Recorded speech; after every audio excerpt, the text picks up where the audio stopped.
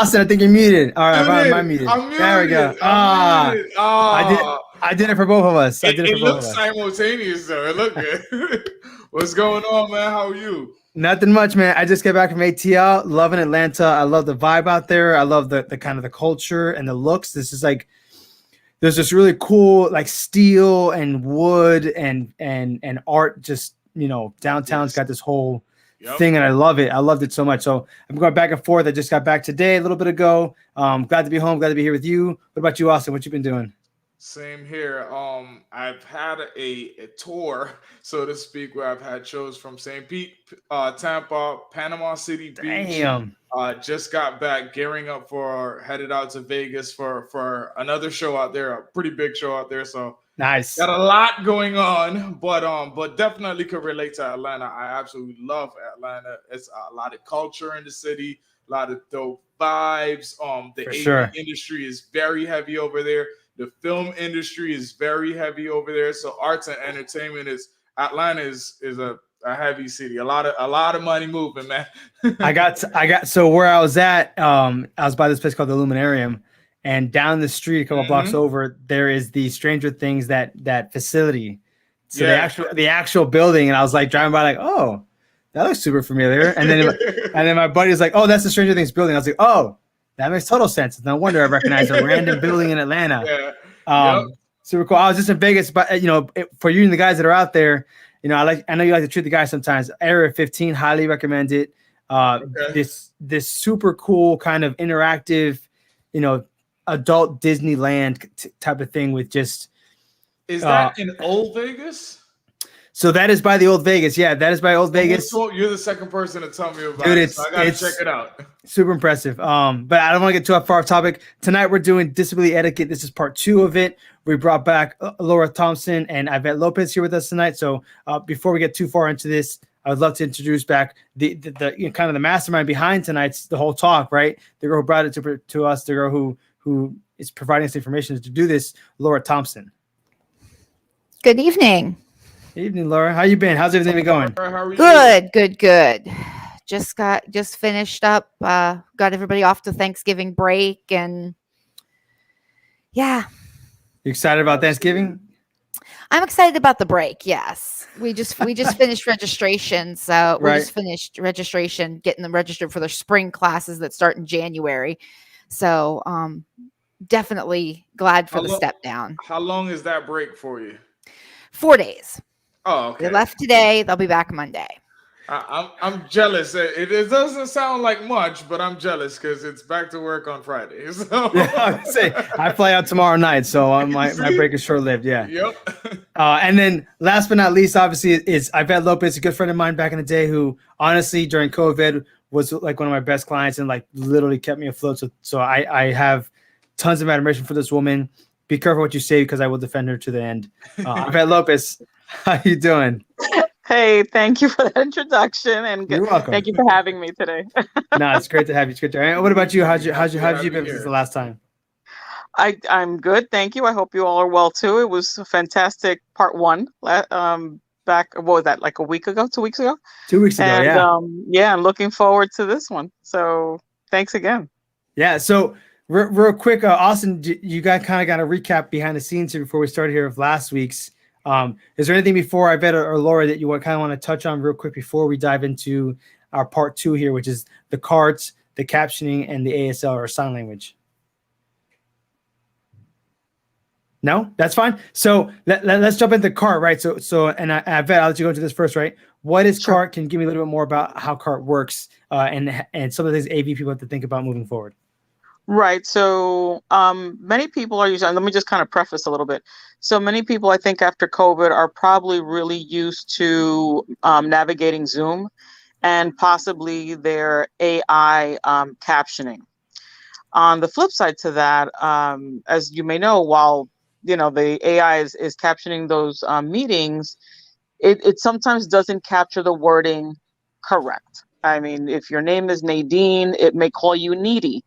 So it's stuff like that it's just not very accurate. It's not very helpful for someone who has a disability and really is dependent on CART for that communication. So CART, C-A-R-T, CAT, Apple Robert Thompson. That's actually communication access real-time transcription. That's actually done by a person, a physical person. So they are listening behind the scenes, obviously, and they are typing every word that is spoken during a meeting, an event, whatever the person's being used for. You can associate them to like a court reporter if you've ever been a juror, or been in court for some other reason. That's kind of what that is. And captions are also open and closed. Open, and this is where it gets really technical, so you guys might be able to jump in. Open captions are, Omar, just so that you know, are the captions that we do where they're kind of embedded into our film. Right. Closed captions, you can actually take those files. The one that we use a lot is either RFT or VTT, and you bring those together in your, I want to say, video platform. So let's say like a Vimeo, which we use. So Vimeo likes VTT. I take my VTT file, I bring in a video, and I can marry those two together. And when the video plays for someone, they can turn on the captioning. So that's kind of how that works. Okay. I'm yeah, sorry. there's so much more nuances. So I'll let you ask questions because there's so many more nuances there. So I picked up what you just said about having it embedded together, and they can turn it on and turn it off on the closed side. Can you elaborate one more time as to what the open caption side is? Right. So open captions. Omar and I do a lot at my particular events. So we have a videographer who is taking film, right, IMAG at the very live moment, and that's pumping out to screens. So if we have a pretty big room, we try to get everybody to have a line sight, straight to the stage, but that doesn't necessarily always happen. Of course. So we have very large screens. What are they usually, Omar? 6x8, just to kind of give a perspective. 9x16. Yeah. Okay. So they're pretty large. And what we do is that we take the top third of the screen, and the captioner's feed, what she's listening to, is feeding to that top third of the screen. And the bottom 2/3 is actually the IMAG. What Omar's doing for me in the back end is he's recording. So whatever's happening on that screen is getting captured for me. So it's getting embedded within. And there's other ways of doing that also. And again, that gets more into very technical side of things, which I am not obviously an AV professional from that perspective to do the post editing, but you can get that done post editing. And just like we do it, that's our workaround. There's also a way to take a caption file and then get it embedded into your video, but that's pretty expensive on the post editing side. Yeah. So it's almost like a real-time court stenographer working there, typing all of this stuff in real time as they're hearing it to make sure that everyone. So they really can hear the words, right? It's not like I said an AI where you might say one word and it completely translates into something else that has no meaning or context to what you're talking about. Very true. The actual person, right? Now this is where computers, right, lack what people can actually do real time, right, and in person. They're listening to what's happening, so they're getting a very accurate transcription for you for your video. Wow. So I want to jump in real quick.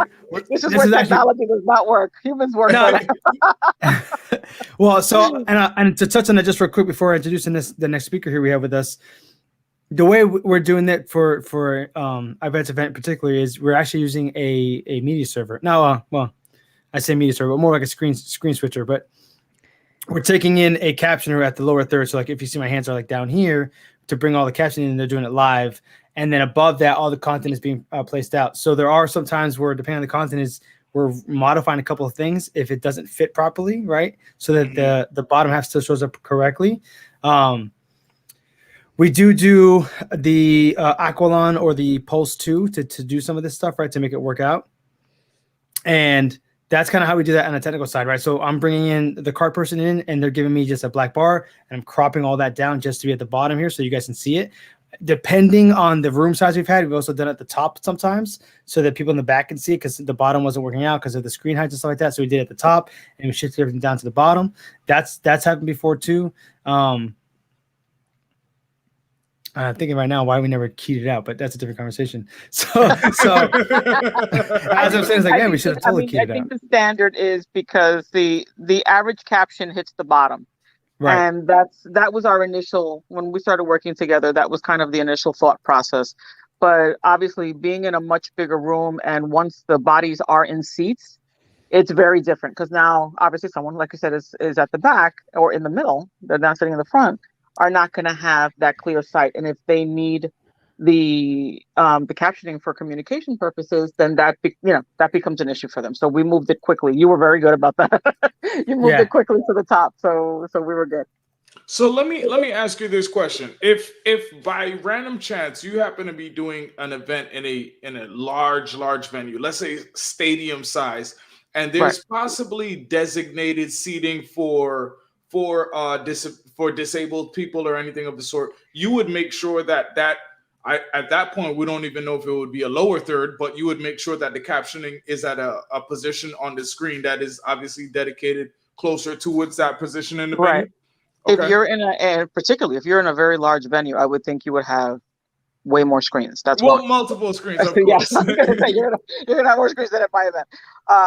But definitely, that's hence why I started off with saying at the top, because I think it became a best practice for us. Just from that perspective, that if it works, from a spatial issue for us, and we're a smaller event. It's big, but it's small.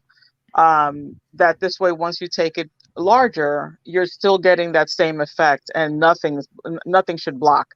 And like I said, you have to kind of figure that out based on your surroundings also. So depending on the venue, what's blocking, if there are lights hanging.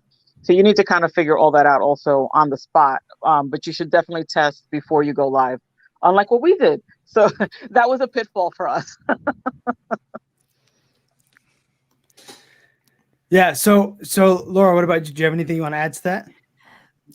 Not really. The only other thing that I would jump in is, if we have time maybe to talk about, would be audio description on the flip side to captioning.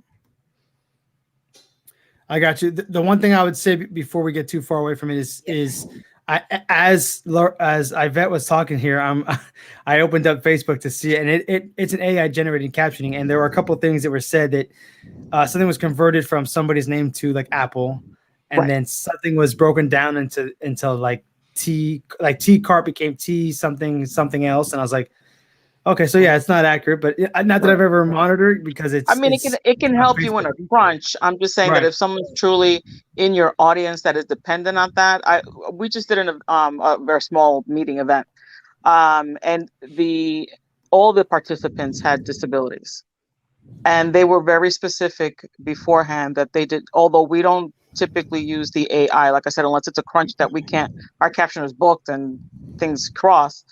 But they specifically asked to have a live person caption the event, to cart the event. Got it. So that's kind of where that is. So I think a person with a disability will definitely benefit better from the cart versus the AI. And can I just bring one other thing up? I also want the AV people out there, when you're thinking about your equipment and your meetings, is if someone needs cart. Right now, we're talking about being in the audience and looking at screens. But if you're up on stage, you can't exactly turn your head to the left or to the right to read cart. So how we have compensated for that is that we have extra confidence monitors. So we typically use confidence monitors for a timer, obviously for what the name says, confidence monitor, so the speakers can look at themselves, etc., blah, blah, blah. But we also use one for cart, and or, as Omar said, if he is able to transmit the cart and the iMag at the same time up there, then that's where one of the monitors gets used for. So I just wanted to give that nuance. Sorry, that you got to consider who's also on stage.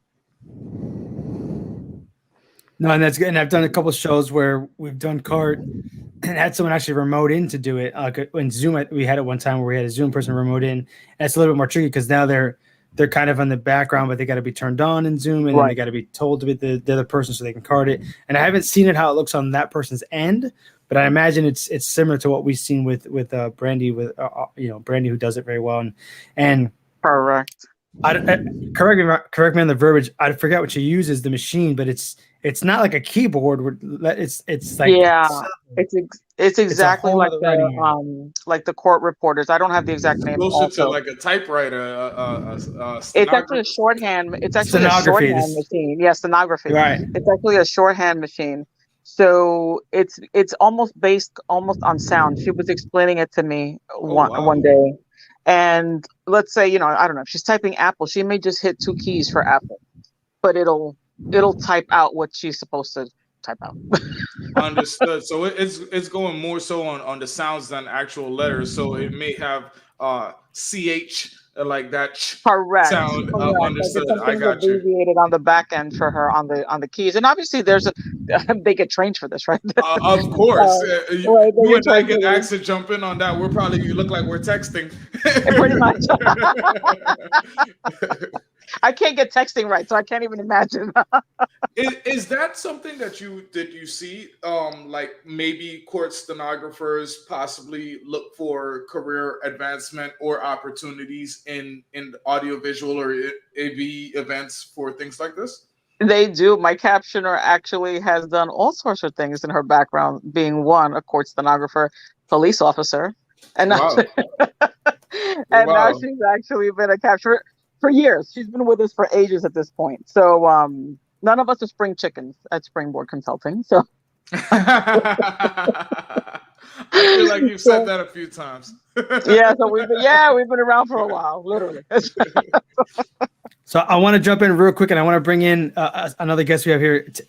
I call him Tim K from California, but this is kind of like his playground, his playing field, and we're actually having a conversation on the side right now. He's like answering questions as you guys are talking. I'm like, yeah, I think you're ready to jump in here. So without further ado, Tim K, how are you doing, brother? Hey, how's it going, folks? Nice to meet you, folks. And I apologize, Yvette and Laura, that I came in late here. I missed, so apologies if I repeat anything that you've already covered. But you were talking about specifically, the kind of stenography as a technology and as a technique, and as you said, right, it's from court reporting. It's the same system and technology used in court reporting, but captioning is kind of this forked path from the court reporting. So as you pointed out, folks kind of have evolved careers, and folks kind of start in court reporting school and then kind of can go down the path of captioning. Court reporting is not necessarily real time, so they're making a transcript, Right. but they're not necessarily translating it in real time, whereas captioning is being translated in real time. And so what the way that functions is, as you said, there's these chords, these sort of the keys on the keyboard, the stenography keyboard, represent phonemes, so like the sounds in phonetic sounds in words in the English language. And as they press them in sequence, different combinations of phonemes obviously mean different words, but sometimes words have the same sounds in them and are spelled differently. So every there's a sort of a basic sort of defined dictionary that they're all using, but then everyone has their own customized dictionary. And so for the real-time translation, so the CART stands for real-time translation, right? And so what that's doing is their steno machine is recording the chords they press.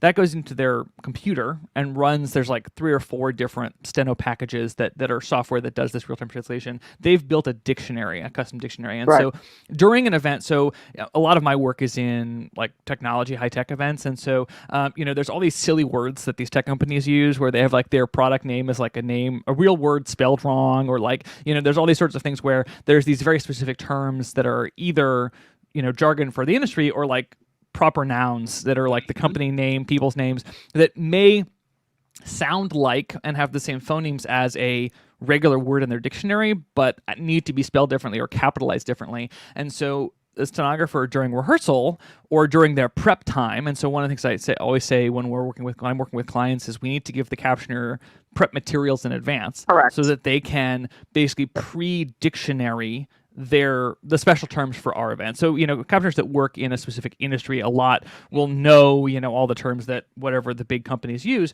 But when we have, the names of all the speakers, we need to give those to our captioners in advance so they can Right. pre-dictionary those names so that when someone comes on the screen, they can identify them correctly and that sort of thing. And so, yeah, exactly. So we're looking at, it is based on the sound of the word, but there's this kind of separate translation step that's what differentiates it from court reporting, where they're really just typing really fast and then go back later and translate that back into full words.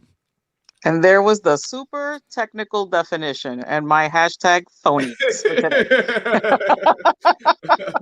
No, I But mean, but I like it, right? broke This it is down. like right. He broke it down. He gave Yep. the I technical was like, side that we were looking that for. was beyond broken down. That's like exploding someone's mind. That was good. And Tim brings up a very good point, right? He brought up this one where we didn't even talk about it real quick, but just for the audience that's watching it either in the replays or live with us tonight, the stenographers are creating a dictionary. So everyone has a different workflow, a different way they do things, and a different formula. So when you're seeing people do a slide, let's say for like the news, for example, in that environment, if they're doing that, if a word comes out wrong, it's not, they might not have messed up. They might not have that physical word in their dictionary, which is what Tom is referring to, right? But giving them time to prep to put that word in. And again, my point about the whole keyboard thing is they're not typing on a keyboard, my name is Omar, right? OMAR. They're going like OMAR. So they're hitting two buttons to create that word. But in their dictionary, it might be something a little bit different for how they do it. Everybody's differently. So like, you can't just get this captioner to say, hey, can you just run this machine? Because that machine's got a whole different dictionary and the whole process is different. It's right. A very, kind of an art, art more than, well, I don't know, art's not the right word, but there is a process for this, an educational process, right? It's a very personalized system. And once they've built their system, they're building their dictionary, their shortcuts the way that works best for them. But, as you say, you can't just pick someone up and plop someone down in the same chair and have it work for them. So when, often we do have sonographers who take trade off, right? Who, based on the length of the program and how tiring it is to listen constantly and type everything, right? That they often will need to take breaks if we don't have breaks in the schedule. And so if we have change outs, it's essentially a separate sonographer with a separate computer and a separate steno machine. And we're essentially intercepting the data from the first stenographer and then replacing it with the data from the second stenographer. So there's a lot of, I don't know how much we've talked about the transmission of the steno data. I don't know. I obviously came in right when you were talking about open captions, as like a downstage, or sorry, as a DSK or as like an overlay. But certainly when we're talking about captioning, for in-room, it's always open because it's on the screen. But the distinction between closed captions and open captions, did we already talk about that? No, we did on the back end again from a high level. I'm sure you have a very deep perspective on it. Go for it. The only difference, so open versus closed. So closed captions mean that they can be closed and turned off. So there's a user button to turn on and off the captions. So like on your television, the remote control has a button to turn on and off the captions. That's a closed caption because you can close it, right? Whereas open captions are permanently burned into the video. So the distinction is that open captions are part of the video itself. They're just like an overlay, burned into the video. Closed captions are metadata that rides along with the video. So whether it's TV, it's coming over the air over your cable as like separate data stream that your TV renders. And if it's web video, it's coming in again as like a data stream on the video stream itself that your browser can render and you can turn on and off. But closed captions are essentially metadata that is rendered by the viewer's device, and open captions are rendered at the broadcast end and burned into the video. So Tim, can I ask you two questions? The first question I was going to ask you, so is the steno machine itself that's programmed, or are they programming these things on the computer and then feeding this information to the steno machine? That's the first question. And the second question is, the programming, how does it pick up something if it's literally only operating by sounds? How does it pick up a word like wood? How does it know that I'm talking about wood from a tree or would do something? Like right. How would it pick up the differentiation there? So the machine itself is taking the chords and just writing them down. So the screen has the machine has a little screen, and as the stenographer types, it just puts like the phonemes that they typed on the screen, like a ticker tape. I mean, a steno machine, right, used to be like a tiny typewriter, basically, that typed onto paper tape. So the digital steno machine basically is just doing that. It just writes the phonemes into memory, puts it on a screen, it just scrolls off the screen, and it can be replayed. What's happening in the translation part is that's going USB into a computer, and there's a couple of steno packages. The big ones are like Case Catalyst. There's what is the other big? There's like 3 or 4 big steno package softwares that are really designed for this kind of translation. That is doing a couple things. It's recording the steno data as it comes in the raw steno, and then it's translating that based on the stenographer's dictionary. And so the stenographer for would versus would, right? They're going to basically have a modification of that phonetic spelling for the different spelling. Application inside right. of the sentence. So they're going to have basically would and would will have slightly different. And I'm not a stenographer, so I don't know specifically what phonemes or what characters they use to represent those. But I can tell you, right, that they would definitely have like a 1 finger difference in terms of what they would press for would versus would to get it to be the correct version. And that's where I said, if you had like a tech company that was like capital WUD but pronounced would, right? They might have like a 3rd proprietary button press just for that like company's event, so that would WUD with capital W would come out correctly. Which goes into that pre-programming time and stuff that you were talking about ahead of time. Right. And so when what they ask, they ask for prep materials, right? And so typically when we're giving stenographers prep materials, it's going to be basic things, the agenda for the event, often the full run of show, if we can give them the full run of show that's got all the speakers' names, right? Spelled correctly, like all the speakers' names, the titles of all the talks.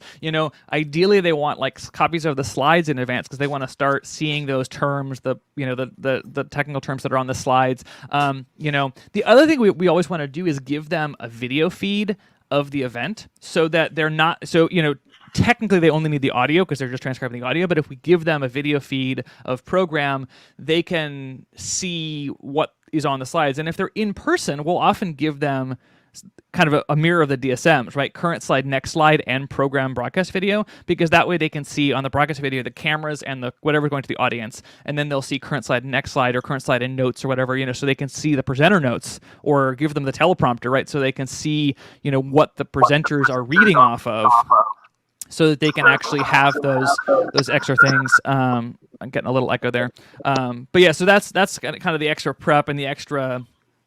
If we can feed them extra information. So typically when I'm working with stenographers remotely, we give them all the prep we can. The captioning ecosystem that I use feeds them the audio, but I typically also have a Zoom or a Google Meet conference call, like a video conference call, that we feed program video back to them. And I'll tell them to listen to the audio from the broadcast system so it's timed correctly, but watch the video coming in from the conference call so they see the same thing the audience is seeing and all the slides and all that, so they really know where in the program we are, and they can see those lower thirds come up, and they know who's talking, right? If we're putting up lower thirds, I want them to see that as well, so they have the right names. Nice.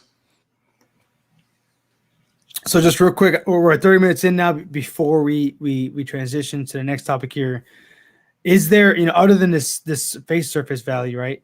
Captioning is for like people who are hard of hearing. What else are we implying when we're bringing captioning to the table for our events? What are the other things we need to consider when we're doing this? Go ahead, Laura. I think sorry, go ahead, Laura. Sorry. I think too that everybody can benefit from captioning. This concept of universal design comes back to mind from the education space. And it's really I don't know how many people have told me that they actually will turn the subtitles on in movies because they didn't understand the actual audio dialogue, and they there is no issue with their hearing. That is but so just true. just to get a more context or to get it multimodal. Mm-hmm. I like that. And I bet you had something you wanted to add? Actually, that's exactly, just to reiterate what Laura just said. That was exactly it. It's universal design. The captioning is really there as a best practice for everyone. People walk out of rooms, they want to come back, they want to take a look at what the transcript is, whatever the medium is that's happening along with the captioning, is very helpful for everyone. So it keeps everybody just engaged actually in what's happening. And I would, to echo that, there's specifically folks who may be neurodivergent or may have may not be native English speakers where they may be fluent, but it's easier for them to understand if they read as well, or as you point out, someone who's hears fine, otherwise, would otherwise understand the concept, but like walked out of the room, or they have to have the TV or the computer muted because there's someone else in the room. All this, where everyone's working from home, the ability to turn down the volume and, not distract your partner or kids while you're watching a conference. I mean, those are all things that, are reasons that somebody who may not be the traditional, you might not expect, but people who are going to benefit from like captioning. Absolutely. I've had to use captioning just because the only time I'm able to watch whatever I'm watching, I'm in a noisy environment. So to pick up all the audio of what I'm looking at and everything else is going on around me, I turn on the closed caption. So when we're watching that video in the airport between flights, when we're watching it in Starbucks, in the bars, in the doctor's office, hospitals, you see it a lot. I bet you laughed at me because of the bars, but I feel like it's the truth. No, absolutely. I can't tell you where and how many places I've used it. So, yeah. After a few drinks, you just start reading captions. Yeah. Pretty much. So I can't speak anymore. So again, before I move on to the next thing here, do we feel like we've covered captions? We've got a good basic understanding of that kind of for the community between the AV side and the disability side, and really just like explain and express the need for this, right? Well, for yes, sure. But I want to ask a question, and I feel like it may be a great segue into our next topic. So we obviously there's a lot of benefit for much I'd say a wider audience for closed captions. But what I've been seeing a lot more often is that on show site, there's tend to be designated areas where maybe closer to as a stage, a little bit up front, where I'm tending to see more ASLs, people doing sign language for other people that may be on live stream or people that's in the room. Yvette or Laura or Tim, has any of you seen any of these type of things on show site, and can you elaborate a little bit further on it? Anybody? Or I'll give you my experiences. So we provide sign language when someone requests it. CART is actually our baseline. We have it at everything. Sign language, we have persons that actually bring their sign language companion with them because they're comfortable, right? This person is with them at all times. We allow for that. We have, if someone asks for sign language as a whole for the event, if we have persons, we will bring the sign language person in. We've had, again, situations where the speakers, if someone's on stage and communicates via sign language themselves, the sign language person, their companion would be in the audience off stage. So questions will get posed. Obviously, the cart is helpful because they can, if they can still see and read, then they can also see the question, but they have to communicate out. So they would communicate out via sign language. The sign language interpreter would pick it up, and then they would speak on their behalf into a microphone. So we've had all sorts of scenarios, and it's fantastic to watch. That's all I can say. It's an amazing thing. It's an amazing skill. But again, as we were mentioning with CART, because it is strenuous on the CART person on their hands, it's the same for a sign language interpreter. They need to take breaks, and it's every 2 hours they have to swap out. And CART's the same way. It's pretty much like every 2 hours they have to swap out. It's a heavy demand position. It is. It is. I mean, you kind of think it's me, it's kind of me moving my hands and my fingers, but that gets exhausting after a while, even if you just try it for a little bit. Well, it's a physical and mental work at the same time because you're interpreting and processing what someone else is saying and then delivering it back to everyone else. So exactly.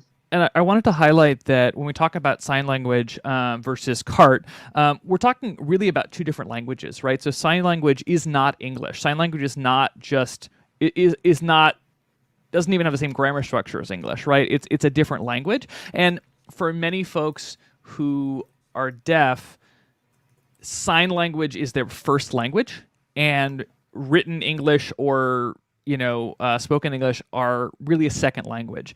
And well, can I jump in right there? Yeah. My understanding is that, interestingly enough, you would have to have been born deaf to actually pick up the sign language. My understanding is that a lot of persons who acquire, remember, it's not everybody's born with a disability. They also acquire disabilities. It's also with age. So the CART becomes more of what is leaned to, I think, when there's an acquired disability. If you could speak on that. So CART is accessible to anyone who reads English. And so there's a broader audience for CART, certainly. And I think, as you point out, right, like I really push clients to do captioning and to do human CART captioning because it really does increase access for so many people, and not just people who are deaf and sign language native language. That said, in the deaf community, there are a lot of people, and as you say, a lot of events do this by request, but in the deaf community, a lot of folks are really protective of sign language as a native language, and want to remind those of us who are not deaf that sign language is their native language. And so just like if your audience, primarily spoke Portuguese, right? And you would have to translate or interpret the audio into Portuguese. They're essentially asking, us to interpret the event into this native language of sign language. And so that's why a sign language interpreter, not a translator, right? Because it's live interpretation. And so as we point out, that like the mental load of the interpreter, right? They're listening in English and then interpreting into a different language with different grammar structure.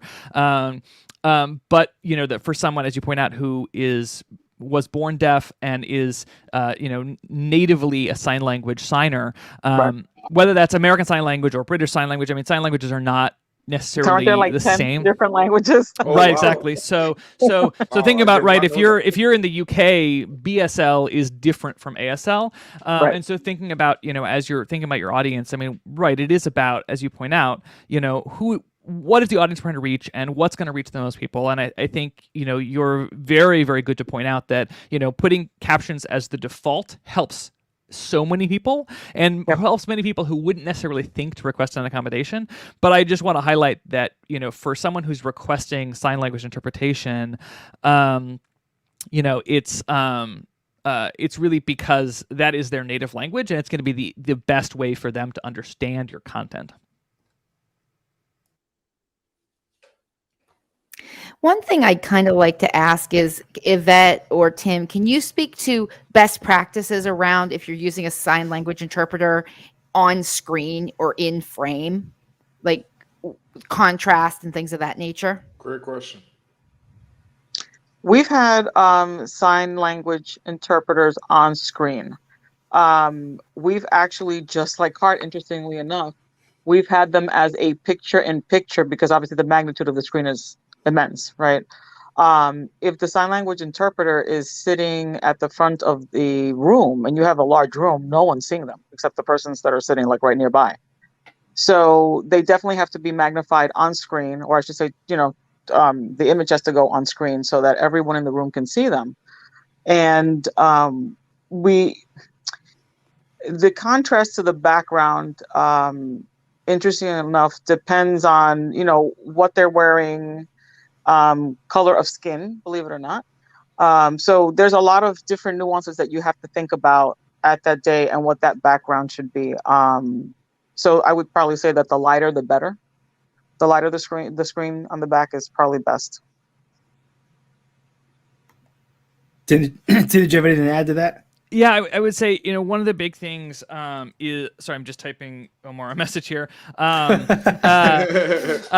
the big things about the sign language is you really need the face and the torso, because it's not just the hand movement, it's facial expression, it's body movement, it's positionality of the hands relative to the body. And so you really have to have a big enough picture-in-picture or a big enough image on the iMac screen that your audience can, from anywhere, from wherever they're going to sit. So if you're expecting on an iMac screen, they're sitting in the back of the room watching this, you really have to have it big enough that they can distinguish, the facial expressions of your interpreter and the hand positionality, the angle, the distance from the body. There's a lot of nuance to sign language that I'm not an expert in, because I'm not a signer. But I think having a big enough frame and clear enough image, and as you say, the contrast is important between the person and the background, and I would say a plain background, right? If you're filming interpreters in the studio or on stage, make sure they're in front of a plain background and not like a busy banner, or not in front of the video wall, because you don't want that moving background to be distracting from your interpreters.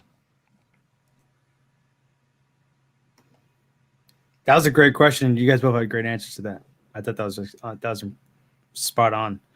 I was thinking of a show I did recently where we had an outdoor event and we had a sign language person, and thinking back to this, right? All we had was a monitor. We had a camera for the streaming side, but for the actual in person, there was a section for them to sit at, and then there's a delay monitor for anybody kind of behind that section. We never put it up on the screens, so it's kind of like if you weren't in that designated area, you didn't really see them. And then for the streaming side, if you're on your phone essentially, right, and you're seeing your phone, and then a pip of that might not have been as effective as we wanted it to be. But without this conversation, this is something that would have been like, yeah, that's what you guys want. Great, send it out. It's that lazy thinking, right? Well, here's a piece also that you kind of have to think about how you're going to benefit anyone in that room. When you're asking for a reasonable accommodation, you're on an event registration per se, the person is not required to answer, and you're not exactly supposed to set up designated areas. You won't know, and you're not really supposed to call out people that way. So it's about how you make your room accessible to everybody, so that if a person with a disability feels that they want to sit in the back of the room, they don't want to sit in the front of the room or anywhere else in the room, that they can still enjoy that event and be able to participate and engage just as if they were sitting in the front of the room and had all their accommodations exactly in front of them. They should be able to do that anywhere in the room. So can I ask you a question? I remember I have this one event in particular in my mind. I remember, as actually Omar said, there was a designated area where I'm assuming it was DA'd, and there was a separate screen, and people were sitting just in front of this area. And I don't want to say it like this, but it seemed as if that was a disabled section, and there was a signer in front. There was someone performing American Sign Language as an interpreter for the entire event for everyone who was sitting in this particular section.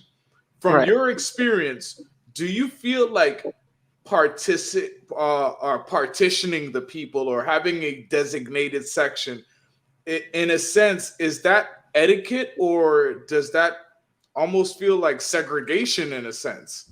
I want to say the latter. You have to think of persons with disabilities. They're persons. They may do things differently. They may experience challenges. They are people, period. Absolutely. Right? They're humans. And I mean, how would, think about all the stuff that's going on these days, right? Do you want anything weird happening to you? No. So it's one of those things that you really have to be conscious that these are persons.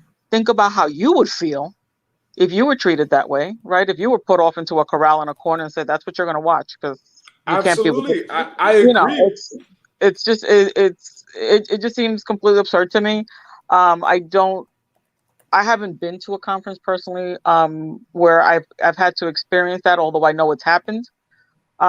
Trust me, I hear from all sides, but our events won't do that. We will incorporate as much as we can into the event process, so that we're not shouting you out, right? We're not, you're walking in, and again, not every disability is visible.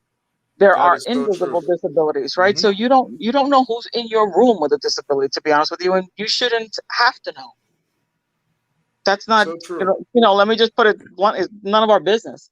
That is that person, whether they feel like sharing it or not. I understand if it's visible, then you're going to know. But if it's in an invisible disability, they don't have to. That's true. I feel maybe sometimes people try to go maybe the extra mile or above and beyond and make special accommodations or whatever the case is.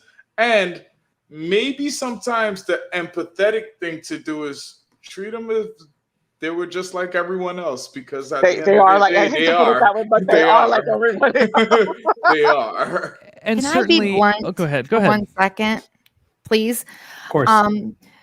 I think that it's not that it's these things where it's not where the person with a disability can blend in and access it from anywhere in the room, yada, yada.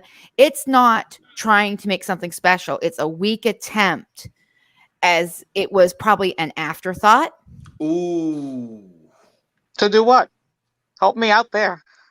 I'm not understanding that question. They didn't, when they designed the event, it was not designed accessibly. Somebody come up and said, I need X, and then we tried to add it into And the event. they try to fix that afterwards. Right. I see what you're You're saying. saying On when the they back corral end. them, when they corral them off to the corner.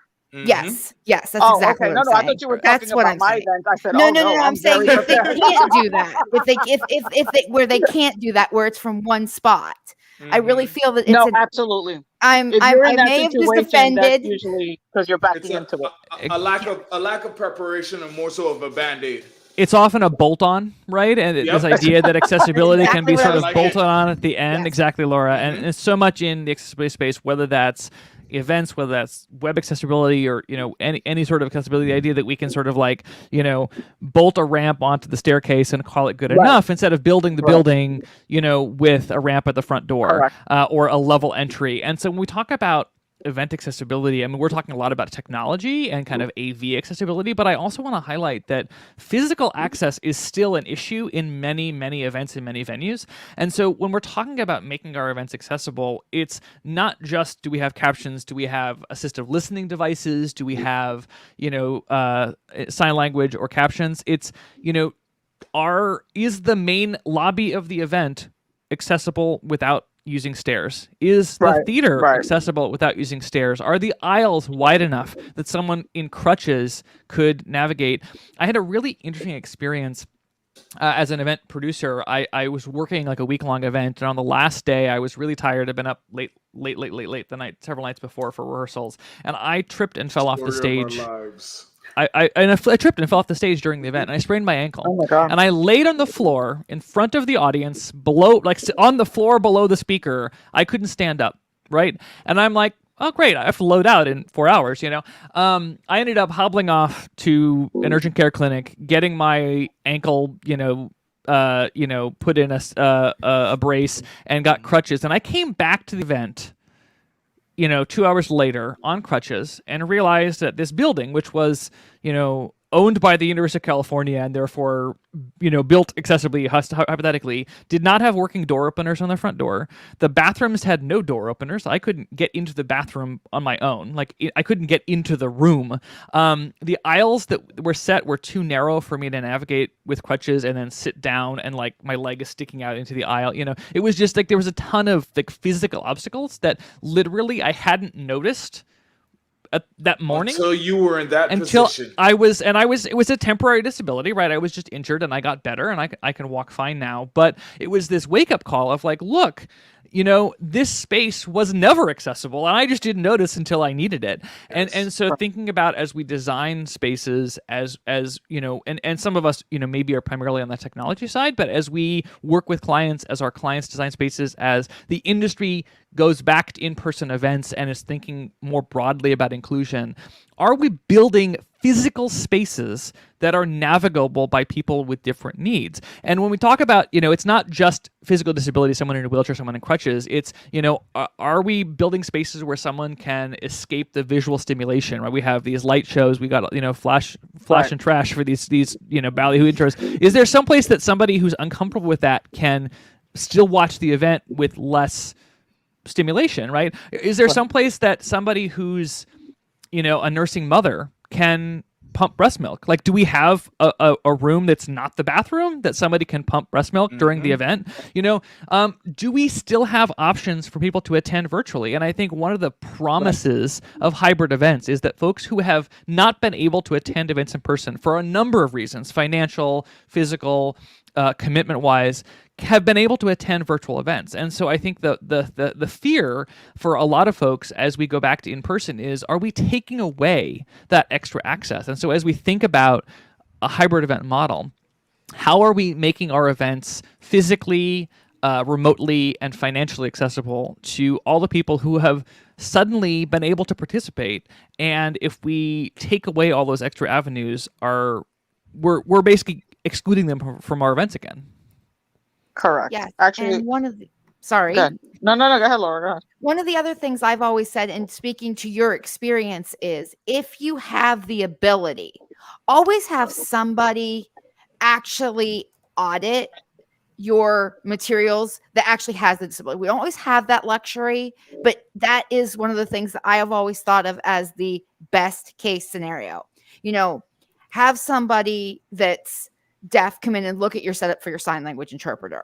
Have somebody, with, do the measurements for the wheelchairs and some of that stuff. And some of those standards aren't quite enough on some of those physical spaces too. I've always said with I agree screen readers. 100%. I agree 100%. I actually did a show earlier this year. I don't want to name the client, right? But I will tell you that the majority of the attendees all were retired. There were a lot of people on their, not mopeds, but their scooters with their baskets in the front that it almost looked like a Walmart parking lot of all the scooters and what.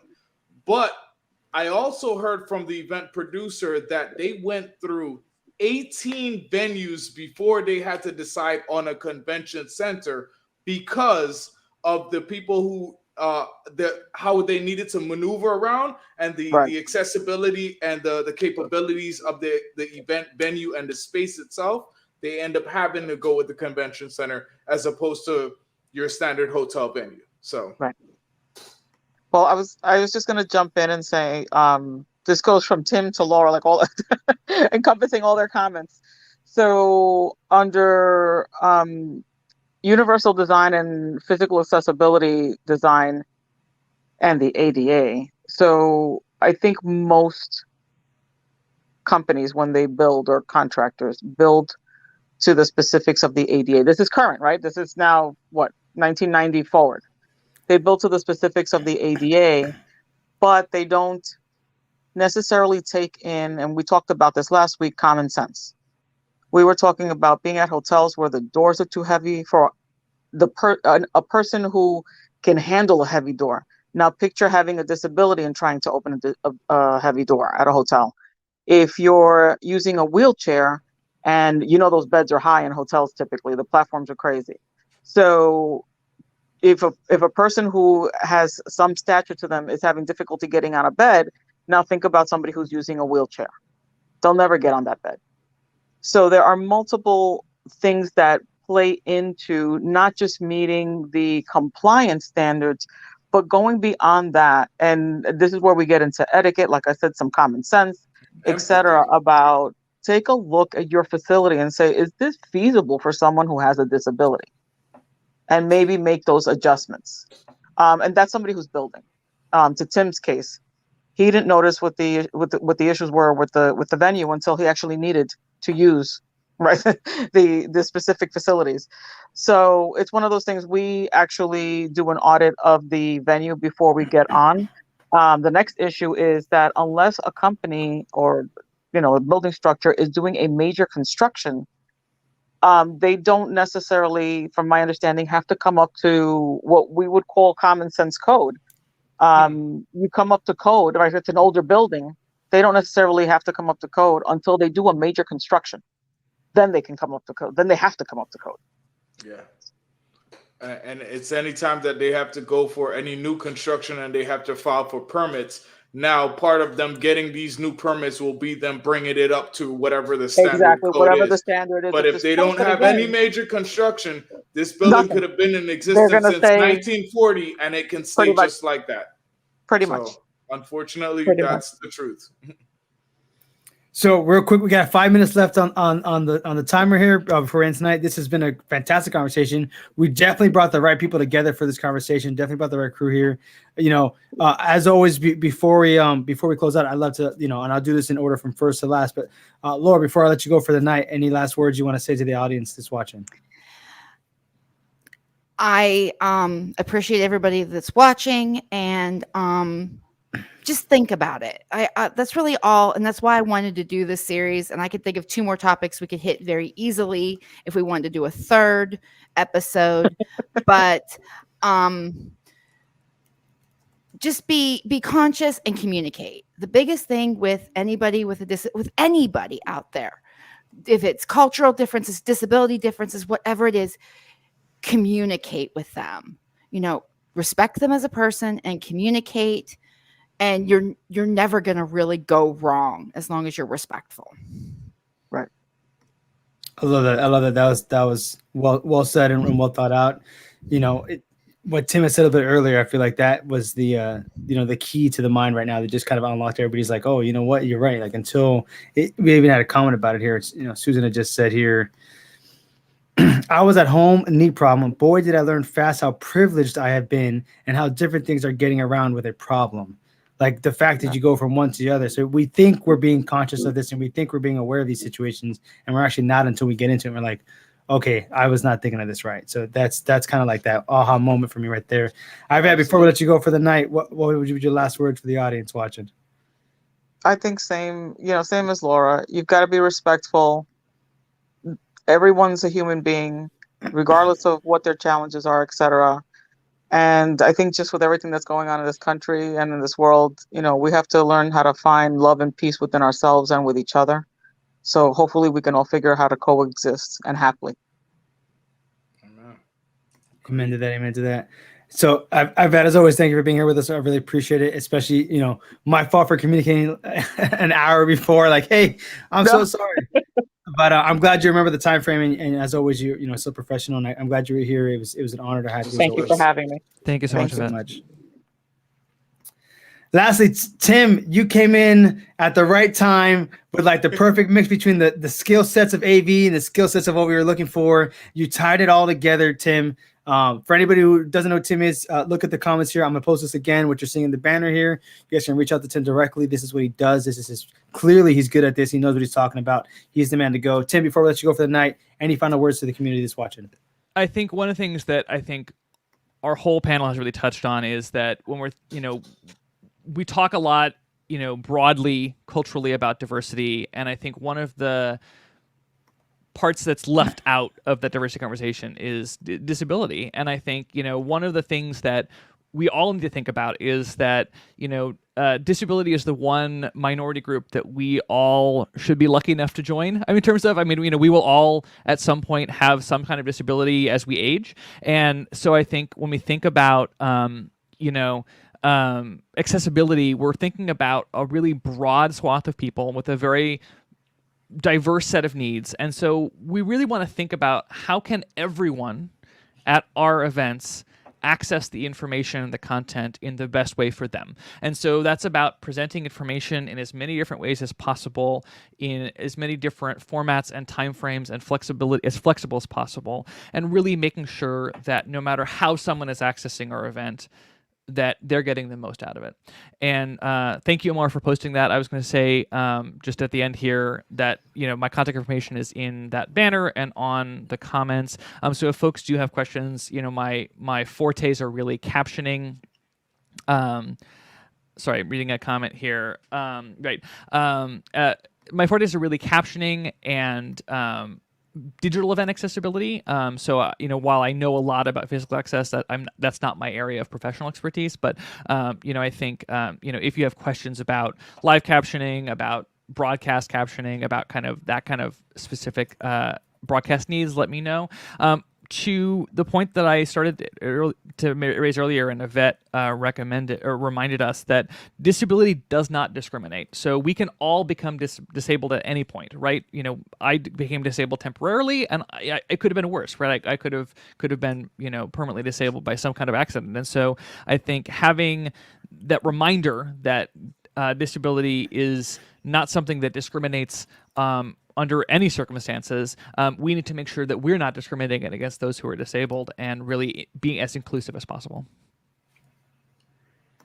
Tim, again, man, master of words tonight. And I hate to say that title. Allison, don't hate me for it. Yo. He's crushing it. He's crushing it, though. He's crushing it. Absolutely. Tim, obviously, thank you for being so much, man. You did amazing for just jumping in with us, especially like literally. Tim was like, you know what? I know the perfect person for this conversation. Hold on, why haven't I talked to Tim yet? And I was like, hey Tim, we're going on now. If you want to, You join us. literally Like, texted me while I was driving. I like came home, dropped my bag, jumped on. a true AV man I right got here. a podcast if you want to jump on. He's like, when is it? Now? Oh, by the way, it started 5 minutes ago. Exactly. But Tim, true to your craft, true to your credit, man. I mean, obviously, you're like the rest of us. We're running a gun and we're always ready to go. So thank you for being here so much. Buddy. And happy Thanksgiving to all of our U.S.-based colleagues and friends. And I hope to see you all soon. Thank you so much again for being here tonight. Thank you. Austin, man, what do you think about tonight's talk? It got deep. I was gonna say I thought we were gonna be surface level with some things. It got super deep, super intricate. I learned a lot, and I don't know, bro. We might have to get Tim on the payroll. I'm about to send him a DM real quick. For real. Tim was killing it. I mean, this was all on the fly for sure, and he was doing fantastic. I mean, absolutely.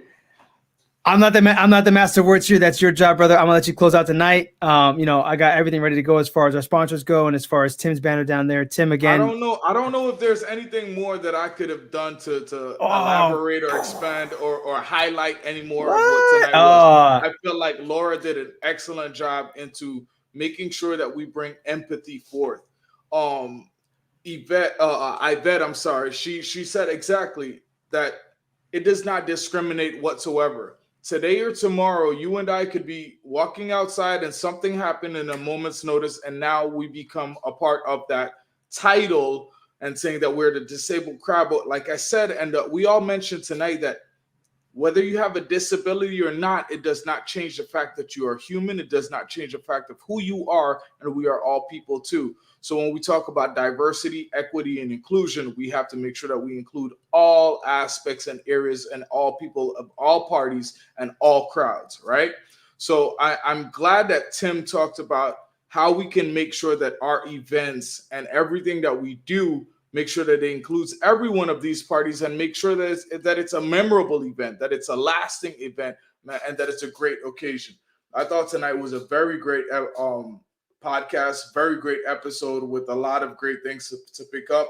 Learn a lot about closed captioning, CART, ASL, and exactly how these are coming into our industry, into the film industry, into the AV industry. You're seeing it on events left and right. What can we do to make a difference for those around us? What can we do to make our events better? All right, think about that. Review tonight's topic. Let's get back into it again next week. Actually, we'll see you guys in 2 weeks. But before I leave you guys tonight, for tonight's event sponsors.